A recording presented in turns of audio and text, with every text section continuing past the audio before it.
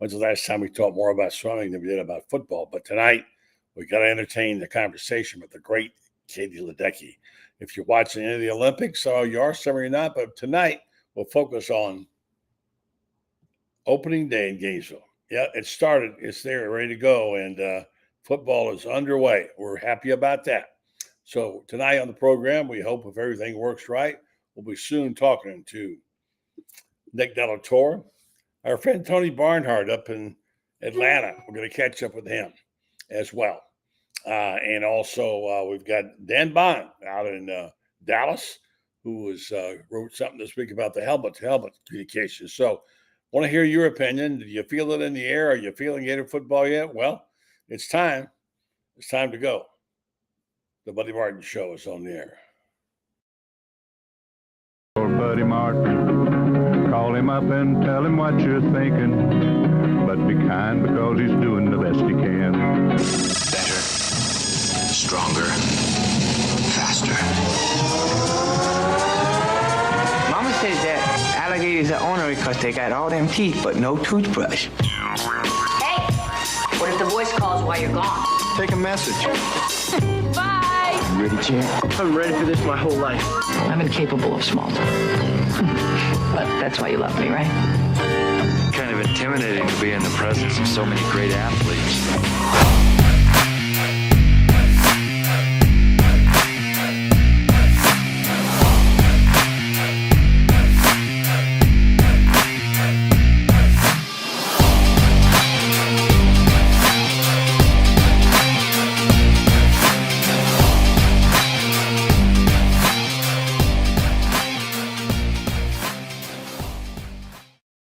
Buddy Martin. This is called the Buddy Martin Show. Looking forward to tonight's show. Man about the Gainesville, who's been doing a lot of stuff lately, always busy, baseball, football. Now he's out there amongst them on opening day. Nick Torre will join us momentarily. I keep forgetting to ask him if he ever had a relative who played football in Florida.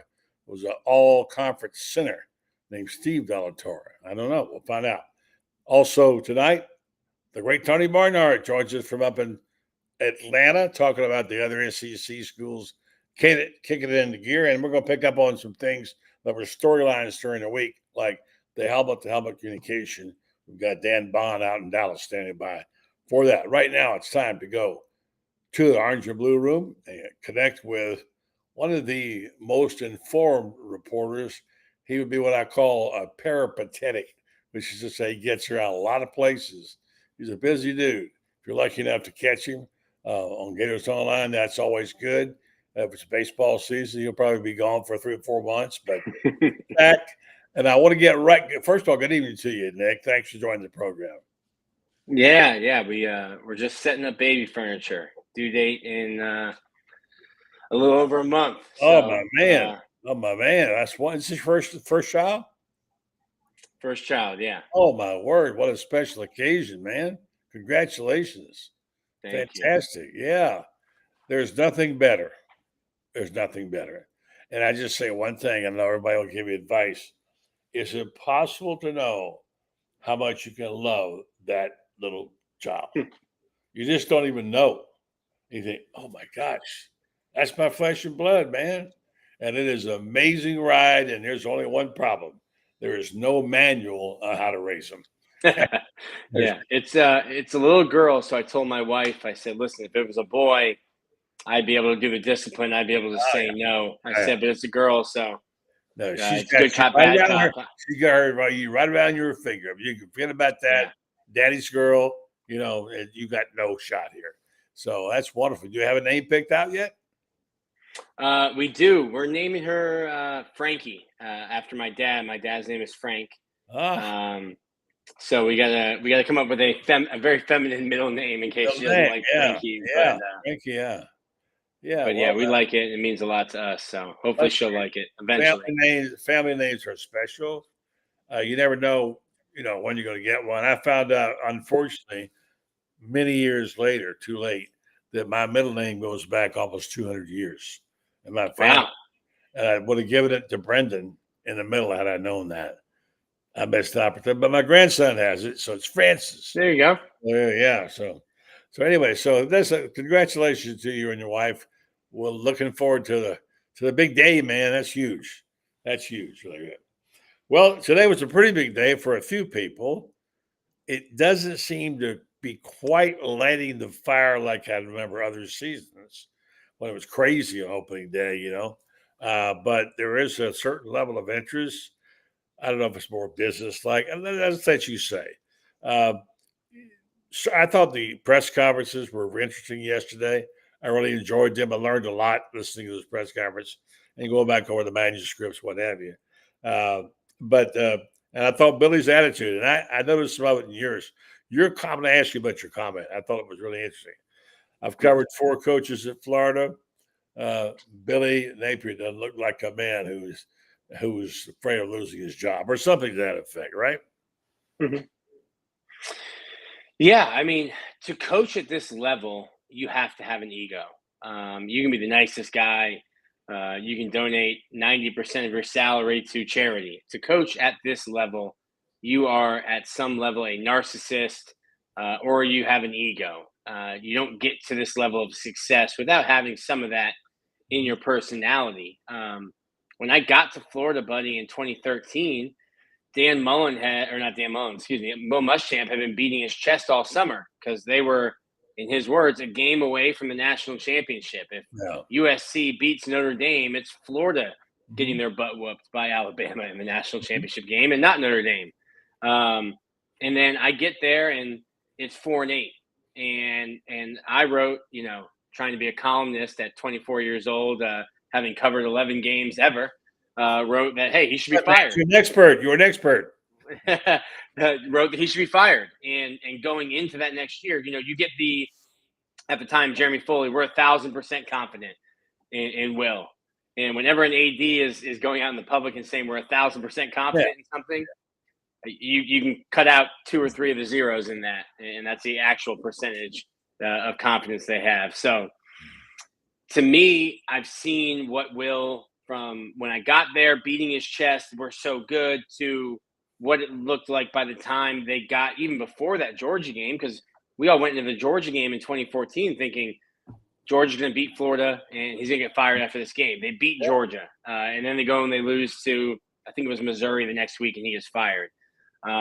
Jim McElwain was a little bit different. I think he kind of self-imploded. He didn't understand what the expectations were at Florida. They put up SEC East championship banners or signage on the stadium, and people were like, what? So his situation was a little different. But then Dan Mullen, I don't think anyone listening to this show will tell you that I'm wrong if I say Dan Mullen has an ego. And I saw what Dan Mullen looked like when the walls start closing in and you realize, like, hey, we're not getting it done. I'm not going to have a job. I don't get that from Billy. Billy has this quiet confidence in his team. And he's almost, at times, talking to him on and off the record, it almost seems like he's enjoying all of the people saying they're not going to be good. He enjoyed being picked 12th out of 16 in the SC media days. He probably enjoyed seeing Las Vegas put them at 4.5 wins. This is his best roster. He has said that multiple times. I believe it. And I'm a straight shooter. I would tell you if I thought he was selling you a bill of rights there, but I think it's their best roster. Does that mean you're going to win more games? I don't know. It might not with this schedule. The SEC schedule every year is hard, and I don't think it's just because of a game each week. I think it's the cumulative effect. When you're having to play at Tennessee, Kentucky, Georgia, at Texas, that stuff builds on itself. If you're in the Big Ten, you get Rutgers every once in a while, and that's fun. So I think Billy's comments and his demeanor, to me, don't look like the coaches I've seen that have heard the fat lady singing on their drive into work. And to me, I don't think Billy thinks this year will be his last year. And listen, if the Gators go 2-10, you're going to make a coaching change. If the Gators go 4-8, you're going to make a coaching change. But I don't think there's a number that he has to get to. Because in my opinion, if you go, let's call it 7-5, buddy, I think I would be fine with a 7-5 season. Yeah. But let's say those 5 losses are a blowout loss in Jacksonville, a blowout loss at Texas, a blowout loss at Tennessee. You lose to Florida State, you lose to LSU or Kentucky again, Or Ole Miss. or 6-6. But those 6 losses are competing with Georgia and Jacksonville, looking competent and competing on the road at Texas, sneaking out a win against Tennessee, but maybe losing to a Miami and a Florida State. To me, the wins and losses, the numbers themselves don't matter nearly as much as what do those numbers look like each Saturday. And you have to show improvement each Saturday. You can't go out and look the way you did, and I think, and still be employed. But I think this is the best roster Billy Napier's put together and the best roster they've had.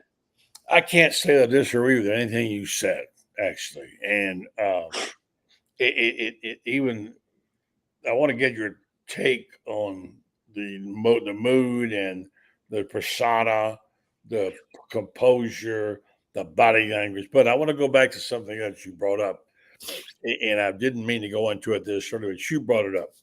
I have done kind of an introspection with my life as a Gator fan. As you know, it's 150 years, and it's getting to point A and point B. You measure. If I said to you, Nick, where are the Gators now versus where they were when you started the beat? You know, and you probably tell me they're below because you came in at a time when the beat was decent, although they never achieved what we thought. So here's how I saw it in the capsule. First of all, I recommend people just embrace the season, embrace the schedule, look at the opportunity, enjoy the games. You're getting a good value for your tickets, and try to get past this year. But having said that, also know you have to relate to it based on your knowledge and your background. Were you a boomer? Were you a Gen Xer? Or whatever when you came in? Because when people came in 1990, what were they? They were Gen Xers in 1990. I don't even know. It's like, okay, well, we expect to win, right? From now on, we expect to win. Well, when I came into it, as a silent generation, it was like break even, baby, get to a bowl game. That's a successful season. So everything's based on that. So now, having said that, I'll take you from the old days of my days in school. Bob Woodruff, who basically was, can you get to 5-5 and get to a bowl game, whatever, to Ray Graves, who got them to 9-2 to a bowl, brought us Spurrier, got us there, gave us Carlos Alvarez, etc., and then handed off to Doug Dickey, which was 10 years of gloom and doom. We never got it back to anything going on until this cheating scandal of the mid-'80s. And then, of course, Spurrier saved the day. And he saved the day in many ways. The program was going in the toilet had he not stepped up there. And then, of course, he did the unthinkable. He won not only an SEC, he won a national championship. Well, that's pretty good. That got things going the right direction. And we thought, okay, well, let's hand it off. Let's go to the M's era, to Muschamp, McElwain, and Mullen. But first, let's stop with Ron Zook, who was not a bad coach. And let's bring in Urban Meyer. You get 2 national championship coaches, 2. Those are the standard. Now, however, we're back to a guy who's a very good coach. I agree with what you said. Very, very smart. He got a great system. He knows what he wants to do. But where we are on the scale is we're right back to Bob Woodruff. That get us to 6-6 in the bowl game, right? So how do we measure progress, Nick? 11 different jersey numbers on the field at the same time, 11 players on the field for special teams. It's interesting. So I think Florida fans, and listen, I grew up a Florida fan. I graduated high school in 2007. So like at the time where I'm really maturing into my sports fandom, Florida was the talk of the nation, the talk of the world between basketball and football. I think Florida fans are spoiled. You mentioned it, like Florida. I've seen people call Florida a blue blood in football, and I'm like, not really. It started really, like you said, and maybe in the late 70s, 80s with some good teams, but then it's 9 years with Spurrier and 4 with Urban, and then just some other good years. I think the resources at Florida are there to compete, and whether that's what you can recruit inside the state, the money that Florida generates, the football program generates that you can put back into the program. I think Florida got behind on facilities, and part of that was Jeremy Foley probably asking Steve Spurrier, and Steve telling him like, "Oh, you don't need all that stuff to win football games." But when everyone else starts getting it, and you get recruits who are going to similar programs, well, they've got bells and whistles, and you guys don't. I'm going to go to the bells and whistles, and we'll win the same number of games. And now you're seeing Florida, as everything is changing, has caught up facility-wise, but they're spending money now facility-wise, and have been, when you should be spending money NIL. And I think Billy came into Florida at a weird time. I've used this analogy this summer. I think Mike Norvell came to FSU at a bad time. He came right before COVID. You can't go out and you can't recruit, and you have to figure things out. He's figured it out through the transfer portal. Billy came in he was hired December, and NIL became legal in July. He was on the job 6 months, not even 6 months, before the entire landscape of college football and the way you recruit and the way you build team changes. And now you have a kid. It doesn't matter maybe what kind of relationship you have with them. If you're offering $75,000 less than somebody else, they're not coming to you. And then NIL has changed every 6 months, and you kind of have a goal line, and then the goal line moves, and then not just linearly, the goal line moves left and the goal line moves right. So I think it's taken them time to figure things out.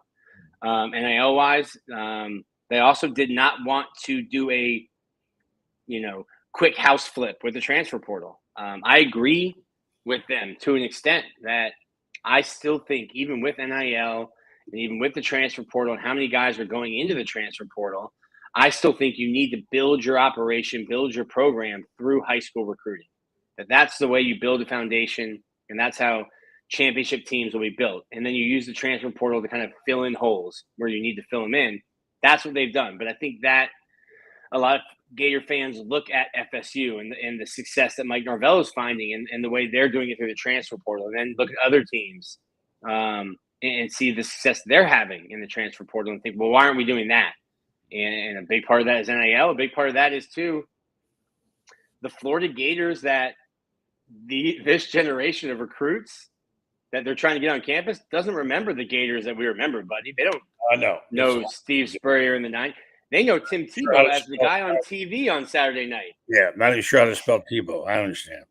I think it's taken some time, but I think to me, progress is not, again, not black and white. Progress to me would be, do you look better? Florida's 2-10 away from the swamp in the last 2 years. I need to see Florida look competent on the road.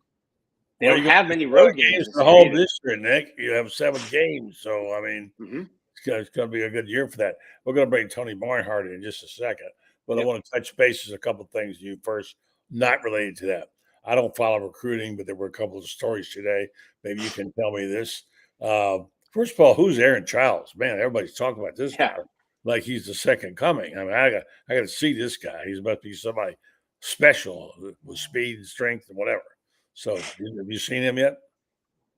Yeah, he. It's interesting when you're a recruit and you commit and then you don't have any drama, people kind of forget about you, which is unfortunate because I like those recruits. I like the guys that commit and that don't have any problems. But he is a 6'3", 235-pound freshman linebacker.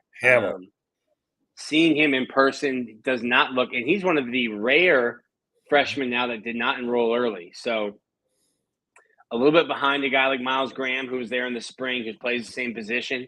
But physically in the weight room, I was told I had an opportunity to go in and kind of embed myself with the strength and conditioning program for 2-3 days. And I'm a straight shooter. I think the world of what Tyler Miles and Jake Sankel and what they're doing with that strength and conditioning program, everything is numbers and data driven. And talking to Tyler, Aaron Childs showed up and started setting records and was leading his position group, linebackers, which include a guy like Shamar James, who's 21 years old and has been in the strength program for 4 years now, leading the linebackers in some metrics. So he is a super physically gifted specimen. Right. And now I think it will be hard to keep him off the field. How much he plays will be determined on how quickly he picks the defense up. Yeah, I want to get to this if we get a point, but get a chance before when Tony gets here, if you're still around, about all the conversation about the number of linebackers they've got. They're really bragging their defense a little bit. Quickly, who's safety? Devin Jackson, committed to Florida on 0-3, 6'2", 190 safety from Winter Garden. What's he, a 4-star? Is that a big get? I lost you, Nick. Sorry, I think I was coughing and muting myself. Yeah. I don't think they got anyone today that really, will jump them up. But Florida has very good, in my opinion, very good scouting. They involve the entire Army. Everyone is involved with their scouting. So I tend to, not even Devin Jackson, this guy who's being praised as a 4-star, a linebacker. I don't know. I don't know. And Demetri Samuels flipped from Syracuse to Florida, apparently. He's also a 4-star. Yeah, he's a 2026 commit who is going to reclassify to 2025. We'll see what the rankings do. Normally, when you reclassify and go up a class, you kind of lose some ranking, which makes sense. You're 16 years old and being reclassified with some other guys. Devin Jackson, I'm not sure if they want him as a linebacker or as a safety, but he's from West Orange. 58 tackles, 2 pass breakups, a very physical and rangy player. I like him. I like what they're doing. And I think it was a good day for Billy. Listen, the class needs to kind of fill out. I think it will be a smaller class this year based on how big this class was. Also based on the roster next year, starting in July, will go to 105. And I think Florida, with the amount of seniors that they have and the amount of youth that they have that will be coming in and expected to play right away, they might go a little more transfer portal heavy. So it'll be interesting to see how everyone reacts to this new 105 roster limit, across the country. To that subject right now with this guy, Tony Barnhart. So good evening to Nick Del Torre, Mr. College Football. Tony Barnhart. Good evening to you, Tony. Good evening, gentlemen. How's everything going? We're going and going. Just trying to catch up with all the information. There's too much. I can't handle it all. Hey, I saw the list today. You guys see the list of the breakdown of all the new scholarships? Mm-hmm. It is absurd. I mean, I think I counted. Did I see 24 women for water polo? I think I saw that. Really. If you haven't seen it, you got to see it. I just looked at the football and baseball. Those were the 2 things I was interested in. Well, listen, you got to look at the others. Yeah, I will. I mean, baseball is triple, which is good. Nick covers baseball. I've been a big proponent that 11.7 isn't enough. But all of these rules are being made for football. Realignment.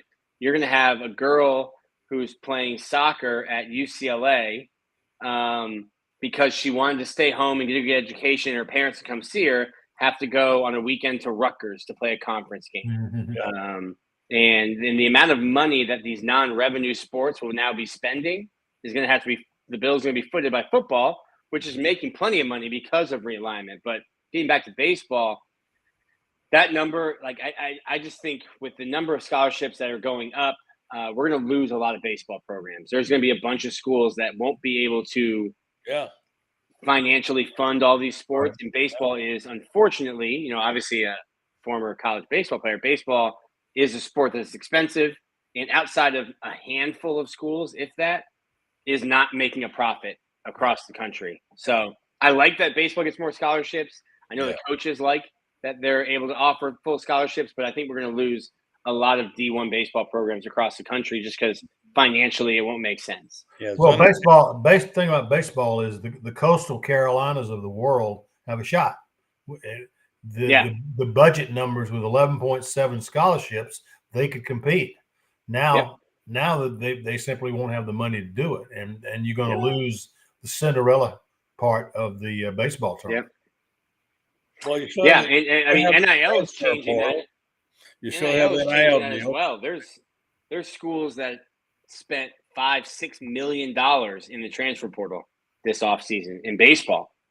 So I think the transfer portal, in my opinion, for baseball has kind of killed junior college. There's not a lot of junior college kids anymore because you can go somewhere and get paid like a Coastal, and then you play well one year and you get in the portal, and now a school like Florida, Texas A&M, Texas, Georgia will pay you even more to come and be the fourth arm out of the bullpen because they need a fourth arm out of the bullpen where you could have been a starter at a school like Coastal Carolina and made a run at a smaller school. All right, where do we stand? I don't even know how to assess all this. I'm not even going to try. I'm just taking it 1 week at a time, Tony. I'm saying embrace your season because everything has changed. All of a sudden, you could be 9-4 or 9, whatever, and you could be in the national playoffs. So you don't know where you are, relative to finishing 8th in the SEC. It might get you in, Tony? Well, guys, what I've been telling people this summer as I go along and give my little talks and here and there is that the 12-team playoff is going to completely change the way we consume college football. It's going to be completely different because now, let's face it, the winner of the SEC championship game will go to the playoffs. The loser of the SEC championship game will more than likely go to the playoffs. The Big Ten will get a couple of teams, and then the others will be spread out among the Power Four conferences. So you don't know. Any SEC team will probably that's 10-2 or better will be able to say, "Hey, we deserve to be in." There could be some 9-3 SEC teams that say, "Look at the schedule that we played compared to the Big 12," and so it's going to be. And Greg Sankey has already started making this argument. You really need to look at the schedule these teams are playing when you start handing out those at-large bids in the NCAA tournament in the college football playoff. That's what Florida's hoping with the schedule they got. 8-4 Florida into the playoff, buddy. How about that? Wouldn't that be something? I don't know. I hear people guessing at how many teams will come from what conference. Some are saying 4, maybe 5 SEC, probably 3 in Big Ten, maybe more, whatever. But the fact is, like you said, we don't know until we see who they beat, who they lost. Right. And remember, people forget this. 5 are accounted for. 5 are automatically in. 5 conference champions are automatically in. And so you're talking about 7 spots. Well, the Big Ten is going to get 2 or 3, and the SEC. I think the over and under for the SEC is 4.5. And I think they'll probably finish on the low end of that. But you look at those schedules, you look at those matchups. I can't see the SEC only getting 3. Could be wrong, but I think it's 4.5. What do you think? Yeah, the team. What if a team is 9-3 in the SEC doesn't get to go to Atlanta? They get a bye week, and it'd be hard to keep a 9-3 SEC team who didn't even play for their conference championship out of the tournament. And if you get into a spot where the committee doesn't want to put 3 or 4 teams in, is it better to lose one more game in the regular season and not go to Atlanta to potentially lose the last weekend and get a bye week to heal and rest up, and then get in, as a de facto second team? I think I agree with Tony where I don't think it'll only be 2 SEC teams out of 12 playing for a national championship, but it is an interesting dynamic. And, I think the detractors of a expanded playoff would say, hey, it's going to lessen the importance of each Saturday, which is what's really special about college football. I don't agree with that. I don't buy that at all. It makes every Saturday more compelling because if you lose, you still got a shot. Guys, here's the biggest change of all. What I've been telling people is that normally with a 14 playoff, we get to mid-November. There's 6, 7, maybe 8 teams that are legitimately in the conversation for one of the 4 teams. You got 12 teams, man. You're talking about 20, 25 teams. Anybody who's 10-2 or better is going to say we should be in the playoffs. So how do you sort that out? And you don't have the defectors. you won't have the bowl games or whatever, a postseason, not bowl, where guys don't show up because you're in the playoffs. You're going to play. Right. You know, the horrible thing we had a couple of years ago, which is saves the postseason in that regard. So there's so many things we don't know about this. I think it was somebody, maybe it was Sankey, whoever it was at the SEC Media Days. Or not, maybe it was Saban. No, I tell you it was Kirby. I think you said, it was Saban, I'm sorry, who said, we don't know the names of some of the people on these teams who will make the plays that will determine the future of these teams. There are people you never heard of who will be stars. They'll be in this system who have a starring role. So there's so much to be learned. It's a season of discovery. There's so much opportunity for good things to happen. I think we're all kind of welcoming that because it's been really grueling to deal with the transfer portal and the NIL deals, and it's so easy to disguise that. We can't report on it because we don't know. It's just a whole dark blot there. So I think the anticipation of this season is really exciting. Are you getting that, Tony? Yeah. Well, here's the thing, guys. And I said this last year when they were worried about NIL and transfer portal, and I said, hey, guys, once the games start, nobody cares. Nobody cares where you got your NIL money. Nobody cares if you came through a transfer portal. Nobody cares once the game starts. Yeah. Let me jump in real fast and say, and I know if you got to go, Nick, I understand. But first of all, let me say I want to mention the name of the sponsor of the show. I'm 33 minutes in, and I haven't mentioned that yet. They might like to be mentioned, and that would be Meldon Law. We know about Jeffrey Meldon. We know about what they do in the community. We know their sponsorships, things they do. And, of course, they also, they're in the lawyer business. If you need an attorney, you can call any one of their 4 offices in Ocala, Gainesville, Lake City, or Wilson, and tell them, even if you need to have a case reviewed or a second opinion on a case, call them up and they'll take care of that. I want you to know Meldon Law will not back down. All right, guys. Are you watching the Olympics at all, Nick? Are you, Tony? Yes, I am. I love the Olympics. I love the Olympics. I do too. Because how can you say, my good friend Shane Matthews, I don't care about that.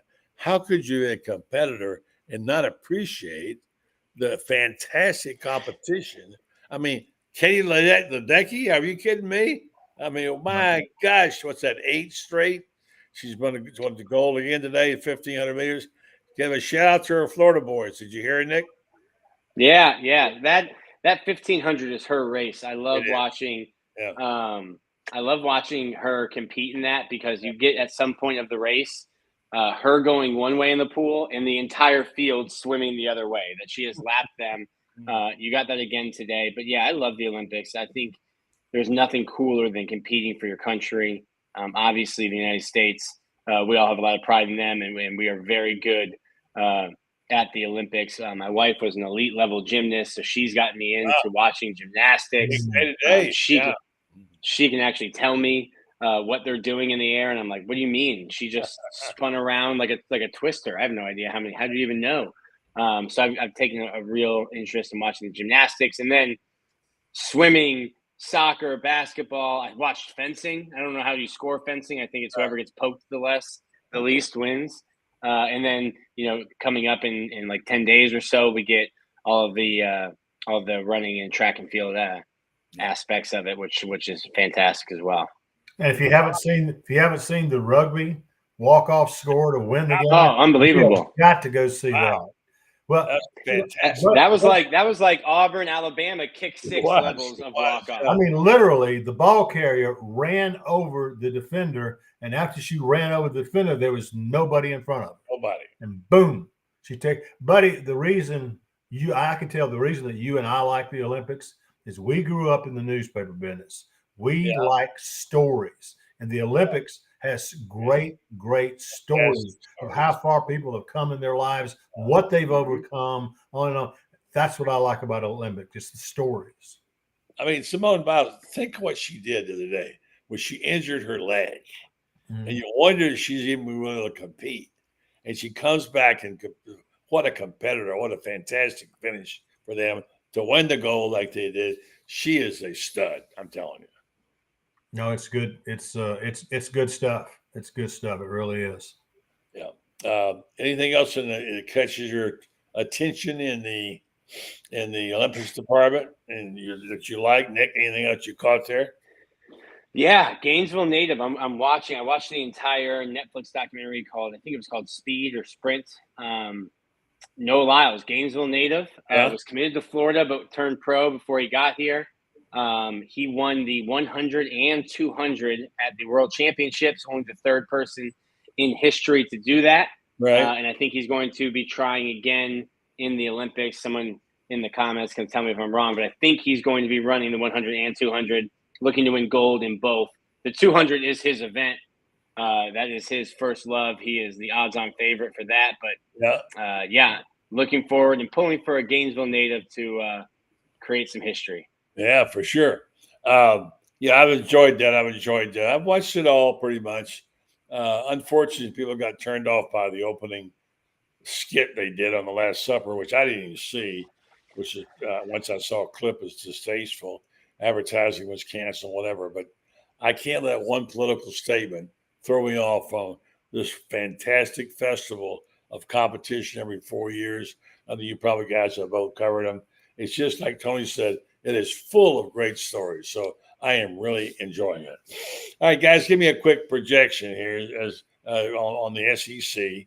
I think we got the same teams lined up, but some team could upset the apple cart or could be out there who might have a bigger impact than we think.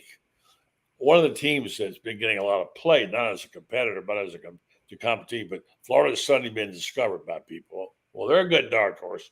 Well, they're not in the top 8 teams, but give me a team, it's like Ole Miss or whoever, that's not Georgia, not Alabama, not Texas, that you think might make a ripple, Nick. I think the team no one is talking about is Missouri. You get a veteran quarterback back. I think they returned a lot of guys from last year. The schedule is fantastic if you're a Missouri Tiger fan. Lay down. Murray State, Buffalo, Boston College, Vanderbilt, Texas A&M, first-year head coach, first-year program, UMass, Auburn, at Alabama, tough game. Oklahoma's at home. South Carolina, not very good. Mississippi State, not very good. Arkansas, not very good. I mean, that's a 10-win schedule for the Missouri Tigers. I mean, my goodness, that is as ACC of a schedule as the SEC can get. Yeah. And like Tony said, it's all about the schedule. Tony, who you got? Ole Miss has got to prove it to me. Mm-hmm. They certainly have an elite quarterback in Jackson Dart. They may have the best wide receiver room in all of the SEC in terms of going deep. Will they play better defensively? I think they're going to have to.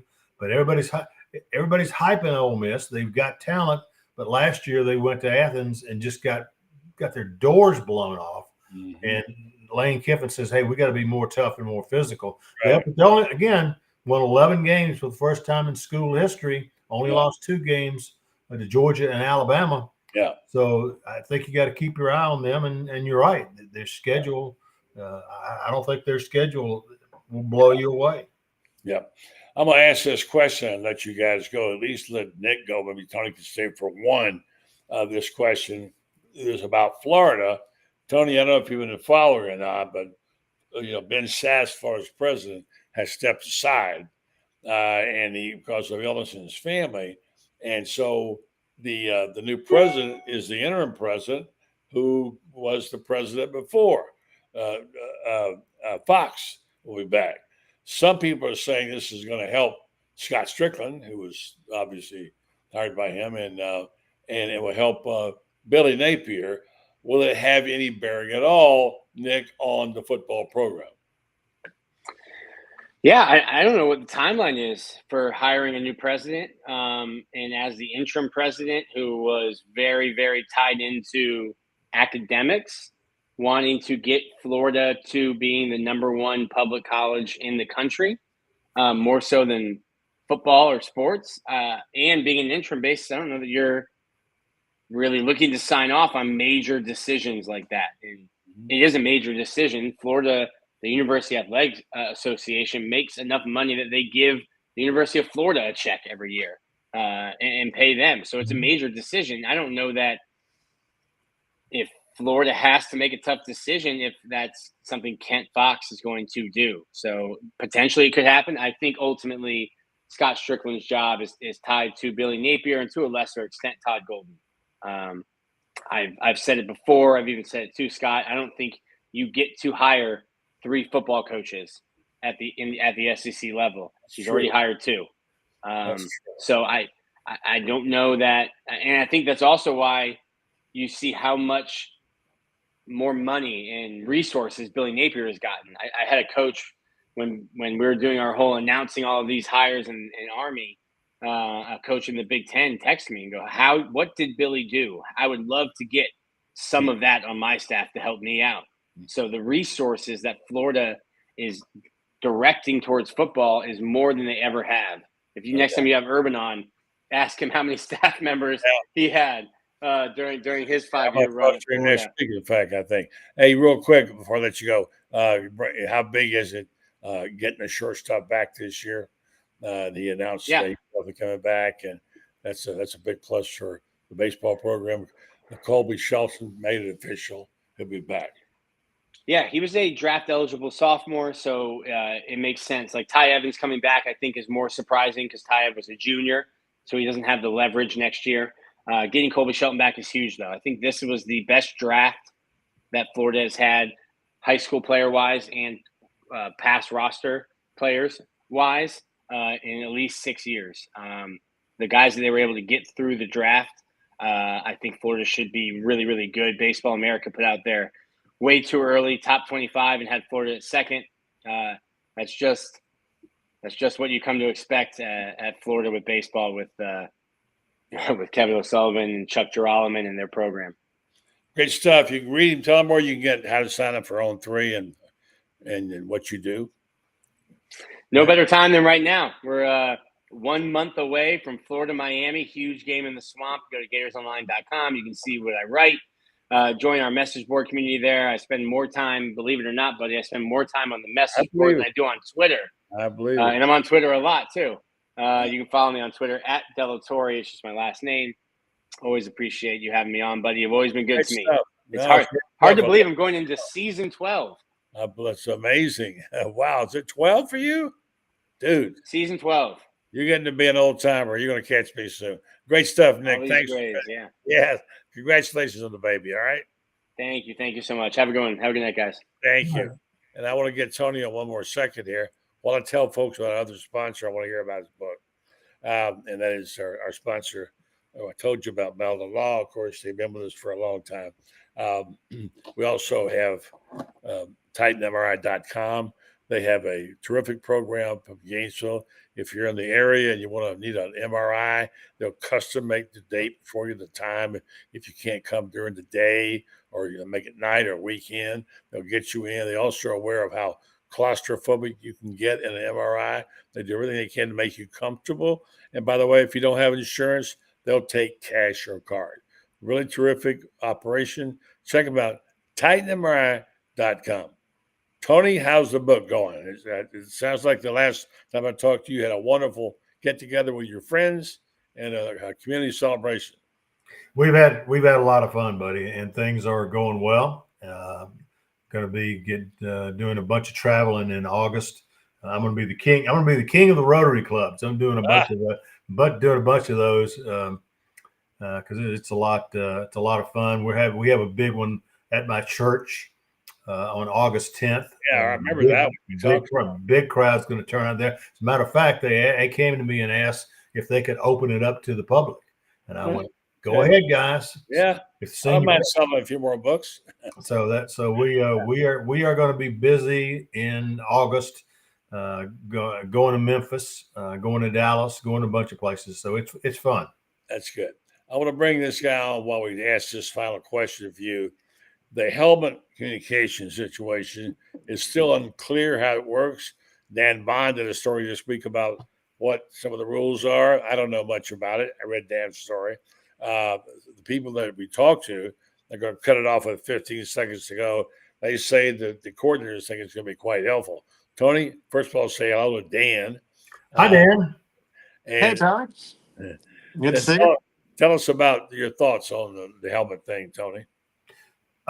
Anything you can do to make the game better, I like the helmet communications, so you can keep things going smoothly. So I'm all for it. Technology is so far advanced now, and I like adding technology to the game. Yeah, it's one of several new rules this year is going to be the helmet communication. So they're going to cut that off at 15 seconds on the play clock. You're going to have only one player, so that's going to be the quarterback on offense, and one player, and that's going to probably be a linebacker because they can communicate between the one deep and the three deep. That's less advantage, I would say, on defense because you're reacting to the offense.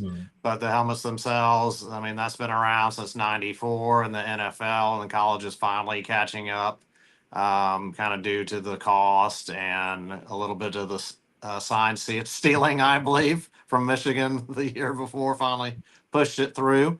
But they're going to still have the signs up. I mean, that's the only way you can really communicate to all the guys unless you have everyone on a headset, which makes it kind of logistically impossible at the college level.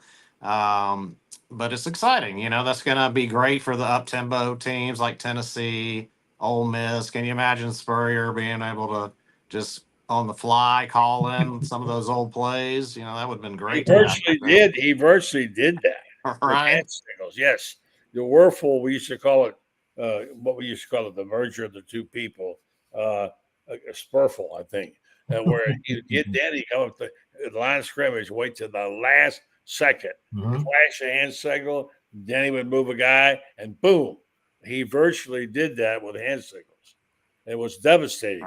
Right. That's going to be great. They're adding tablets to the sideline, so each team will have 18 tablets that they can review the video that's going on in the stadium, and a couple of predetermined, like on the 50-yard line and end zone shots that they can look at.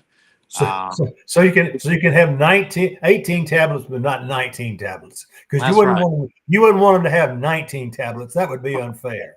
Right. They you know, it's like I would have liked to seen that rule with Saban still on the sideline. He probably would have broke half a dozen of them in one game. But yeah, that's kind of interesting. You know, you've got the 2-minute warning happening this year. You've got the no timeouts to ice the kicker, no consecutive timeouts. There's a lot of stuff going on this year.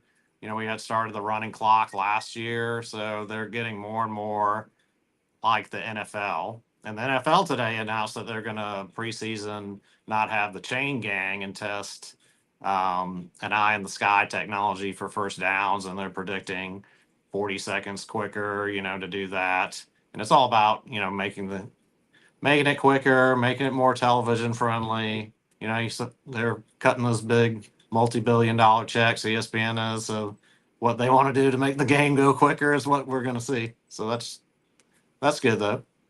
I like the 2-minute warning. I guess I'm accustomed to covering the NFL all those years. This seems like it's a natural place to have it. Yeah. I never knew why they had it. They used to have it because their clocks that were in sync back in the day. But I like it in college, Tony. Do you? I do because it's an element of strategy. Is how to use that timeout. You know, like the clock will be running and they'll stop the clock. They use a timeout, and then they run a play and then call it, and you get the 2-minute warning. So there's a piece of strategy. Coaches like Steve Spurrier would love that. Him spending some time in the NFL. I just like the idea from a strategical standpoint. Yeah, like you're not worrying about icing the kicker, so now you can not hold that in your back pocket. You're not gonna have to worry about that. We actually did that once before. It used to be illegal. Yeah. So I mean, that's good. Yeah, I don't like that either. That's it. Well, Tony, thank you so much, my friend. Good to see you up and about, doing better. And hey, it started now. When does Georgia start? Today? They start today? I think Georgia started today. I think they start tomorrow, August 1. Yeah. Hey, Tony, how do you like those Texas people saying that Texas OU is better than Florida Georgia? When we were in Destin back in May, I think that's when Chris Del Conte echoed those words. And I was on Paul Feinbaum's show. He looked at me and said, "Well, Paul, you know what I'm going to say." I bless his heart. We're happy to have Texas in the conference, but don't come to me telling me that Texas OU is up there with Georgia, Florida, or Florida, Georgia. It's just not. Right. Yeah. I've been 35, 40 Florida, Georgia games in my life. So a lot of those growing up in Jacksonville, and I've lived here in Dallas for a long He time. lives in Dallas Fort Worth now, Tony. And it is not the same. I've been down there for Texas OU, and I was like, eh. Well, I've been to five Texas OU games, and it's a great event. But it just simply is not Georgia, Georgia, because it just isn't. But we're gonna have fun having the argument though. So. Yeah, I'm excited. The new stadium, I think that's going to keep Florida, Georgia, and Jacksonville for a long, long time. Well, look, I hear this, but it's got a state fair. Big whoop. Well, I'd go get a corn dog someplace else, Well, it's. I will say this: it is the only game in college football where there's a sign that says "Line for turkey leg starts here." Okay, that's exactly right. Nobody else has that. We'll give them that. Okay. Hey, you can't get a good corn dog in there. Fletcher Corn Dogs, if you're ever in the Texas Fair, is the place to go. There you go. I've been there. I've had them. Yeah, I've had them. Been there. Listen, Tony, thank you so much. Have a great season. I'll catch up with you in a couple of weeks. It makes sense out of this year, and can't wait till the weekend of the 30th, 31st. We got some ball. It's a good ball starting out. Indeed. All right, guys, take care. Thank you, Tony. The great Tony Barnhart. Always a pleasure to have Tony on with us tonight. And Dan, you got to be on with a legend tonight. I know. I've always followed old Mr. Football. I remember reading his articles back in the newspaper days in Jacksonville. I've told the story. Well, now everybody who knows it's dead, but still, when I started, I did a show out of Denver. I did a show from my house in the morning. The station had a little studio set up for me, and I'd have guests on in the morning. And so our show, and it's usually topical, what happened. And one morning we had a story broke out of college football. And I was trying to get in touch with my friend, Van McKenzie, the sports editor of the Atlanta Journal-Constitution, who would know that stuff. And so I had someone call out there for me. It's actually my wife at the time, Joni, and said, "Get me somebody that knows something about college football." So she came back and said, "I got this one guy that was good." Said, "Who is he?" She says, "Tony Barnhart." I said, "I've never heard of him." And I said, "But we'll try him." We had him on the show, and we had him on the show quite a few times. We became friends. We got to know each other. But yeah, Tony's a good man, been doing it a long time, an illustrious career. And it's good to have some writer friends that can weigh in on things who've been around and know a thing or two. What's that commercial? I've seen a thing or two. I know a thing or two. What is that? One of those commercials? All right. Yeah. You're the godfather of Gator football, of course. How about that? Listen, I appreciate you coming on tonight, and you do well. We'll see you soon, and we're ready for you to come on back to Florida when you're ready. All right? Oh yeah, I'll be at the A&M game this year. I mean to move back here. I'm just on visit. Move back here. All right? Oh yeah. Who knows? We'll keep a lookout for a house for you. All right. I appreciate you. I read his stuff here. He's one of the best people in the world on gymnastics. I'm sure you were glued to the TV last night. Oh my goodness. Yeah. Y'all were talking about Simone Biles. I mean, as Gator fans, we watched Trinity Thomas for 4 years, who was the best to do it in college. And then you go watch Simone Biles and it's like, wow. I mean, this woman is just doing stuff that people don't do. Then you throw in that she's 27 years old, which is ancient for gymnastics. Yeah. And then she injures her calf, and it's like, wow. Compete. And she wins. Great. They won the gold. I was torn a little bit because of Blakely and DiCello getting hurt and not making the team, and really watching the other women on the team. And I was like, well, I think Kayla DiCello and Sky Blakely could have done as well as those did. But I'm glad they won the gold, and it was great to see Miles one more time. Did Leanne Wong get hurt? Hmm? Leanne Wong, did she get hurt? No, she was a backup in case someone got hurt, so she did get to make the trip to Paris. I have some friends who go out to every Olympics, and they got to work the welcome center to the athletes, so they got a picture with Leanne, and that was fun. They're gymnastics season ticket holders too. But DiCello and Blakely tore their Achilles, and they're going to be out this upcoming season, unfortunately. Yeah, well, hopefully they'll be competitive in them gymnastics again next Oh, year. they're going to be great. I Yeah, I mean the Oklahoma people seem like more excited than the Texas people to be in the SEC. Yeah.